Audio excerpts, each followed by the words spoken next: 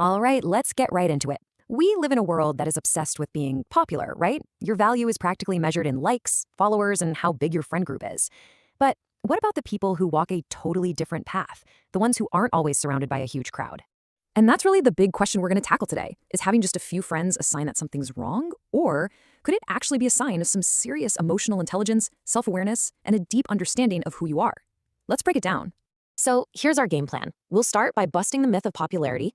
Then we'll get into why authenticity is way more important than approval, talk about protecting your peace, and finally, what it really means to evolve beyond the crowd. I mean, think about it. From the time we're little kids, the message we get is crystal clear. More friends means you're happier, you're better. It's like the basic social script we're all handed on day one. But the perspective we're digging into here says something different. It says that choosing to walk alone isn't a flaw. It's not a sign you're broken. It just means you're playing by a different set of rules, your own. It's a conscious choice that comes from a really solid sense of self. So what does this actually look like in real life? Let's dive into the traits that really define the inner world of people who are totally cool with having a smaller circle. First things first, they are internally validated. For them, life isn't some big popularity contest. They've totally stopped chasing that feeling of belonging because, you know what? They already belong to themselves. Their self-worth is not up for a public vote. And you can really see how this plays out. They've just outgrown those friendships where you feel like you have to put on an act. They refuse to bend themselves into a pretzel just to fit in somewhere. So when they do make a connection, it comes from a place of real alignment, not from a place of being afraid to be lonely. This quote right here, it just gets to the absolute heart of it. It's a powerful commitment to being true to yourself. For them, being authentic, even if it means you're by yourself, is so much better than being accepted for a version of you that isn't even real. Okay, the second trait is that these folks are often deep thinkers. For them, being alone isn't some empty, scary space. It's a sanctuary. It's where they go to recharge their batteries, to reflect, and to grow. Time alone doesn't drain them. It actually fills them back up. Now, let's be super clear about this. They're not antisocial. They're anti-surface level. They would trade all the fake small talk in the world for just one meaningful question.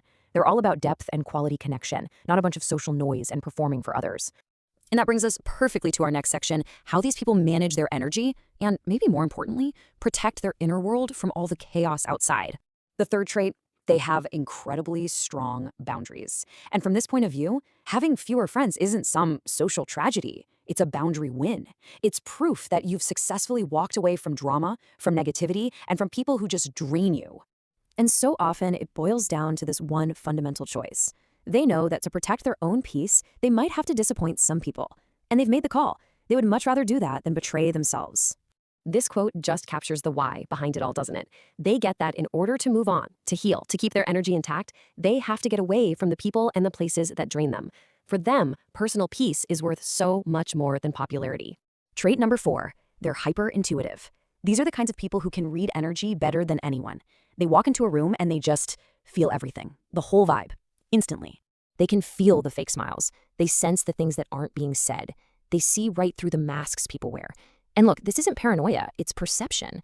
They just feel things a little more deeply than most, and they choose to be alone sometimes not because they're rude, but to protect their own energy from all that noise. And that leads us to our final trait, which might just be the most profound one of them all. It completely reframes the whole idea of losing friends. It's not always about a fight. Sometimes it's about personal transformation. And that's trait 5. They're evolving faster. See, while some friendships end because of toxicity, a lot of them end simply because one person is just growing at a different speed. They're going through big identity shifts, they're feeling, and they're setting completely new standards for their life. And the key is, they accept this. They are not afraid to outgrow people or places if it means they're getting closer to the person they're really meant to be. They just understand that not everyone is meant to be on the whole journey with you, and you know what? That's okay. So when you put all these pieces together, what you get is this really powerful picture of what's called a self-sovereign mind.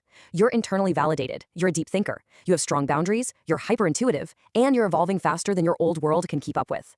This isn't a list of flaws, my friend. It's a blueprint for living a deeply authentic life. And if there's one single idea that you take away from all of this, let it be this one. This has nothing to do with being hard to love or being difficult. It's about having such a strong sense of yourself that you're just hard to manipulate. You're resilient to all that outside pressure. So let me just leave you with this final thought. In a world that is constantly screaming for more, what if the real strength is found in having less? Less noise, less drama, and fewer, but way, way deeper connections. What if your solitude isn't a weakness at all? What if it's your greatest superpower?